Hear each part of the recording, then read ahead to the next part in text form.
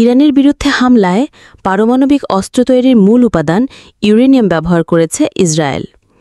হামলার শিকার বেশ কয়েকটি স্থান থেকে আলামত সংগ্রহ করেছে ইরানের বিশেষজ্ঞ দল। এমন চাঞ্চল্যকর তথ্যই জানিয়েছে ইরানের সর্বোচ্চ প্রতিরক্ষা বাহিনী আইআরজিসি নিয়ন্ত্রিত সংবাদ মাধ্যম ফার্স নিউজ এজেন্সি। তবে কি সাম্প্রতিক হামলায় পরমাণু বোমা ব্যবহার করেছে ইসরায়েল?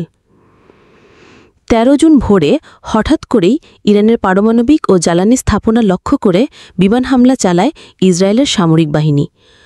প্রথম দফার হামলাতে নিহত হন আইআরজিসির প্রধান মেজর জেনারেল হোসেন সালামি ও ইরানের সেনাপ্রধান মেজর জেনারেল মোহাম্মদ বাঘেরি। এরপর থেকেই শুরু হয় দুই পক্ষের সংঘাত, যা এক পর্যায়ে রূপ নেয় ক্ষেপণাস্ত্র যুদ্ধে। ইসরায়েলের আগ্রাসনে যোগ দেয় মার্কিন প্রশাসনও। ২২ জুন ইরানের ৩টি পারমাণবিক কেন্দ্রকে লক্ষ্য করে ৩০,০০০ পাউন্ড ওজনে ১৪টি বোমা ফেলে মার্কিন বিমান বাহিনী। B-2 মডেলের স্টেলথ বোমারু বিমান ব্যবহার করেই এই হামলা চালায় যুক্তরাষ্ট্র। পাল্টা প্রতিশোধ হিসেবে কাতারে অবস্থিত মার্কিন একটি বিমান ঘাঁটিতে মিসাইল হামলা চালায় ইরান। অবশেষে ২৪ জুন থেকে যুদ্ধবিরতিতে যায় দুই দেশ।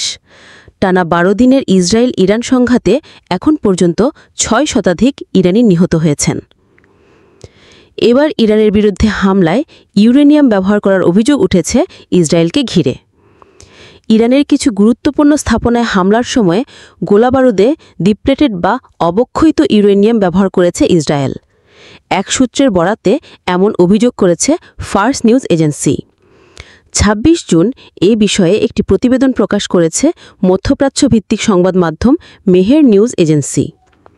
প্রাথমিক পরীক্ষায় হামলার শিকার স্থানগুলো থেকে ডিপ্লেটেড ইউরেনিয়ামের উপস্থিতি শনাক্ত করেছে ইরানের বিশেষজ্ঞ দল। এরই মধ্যে চূড়ান্ত ফলাফল পাওয়ার জন্য ইউরেনিয়ামগুলোকে গবেষণাগারে পাঠিয়েছেন তারা। ডিপ্লেটেড ইউরেনিয়াম হল একটি ঘন ভারী ধাতু, যা পারমাণবিক জ্বালানি ও অস্ত্র তৈরিতে ব্যবহৃত হয়। তবে এটি প্রাকৃতিক ইউরেনিয়ামের চেয়ে তুলনামূলক কম তেজস্ক্রিয়। পারমাণবিক অস্ত্রবিরোধী আন্তর্জাতিক বিভিন্ন সংস্থা এই ধরনের গোলাবারুদ ব্যবহারে সতর্ক করেছে।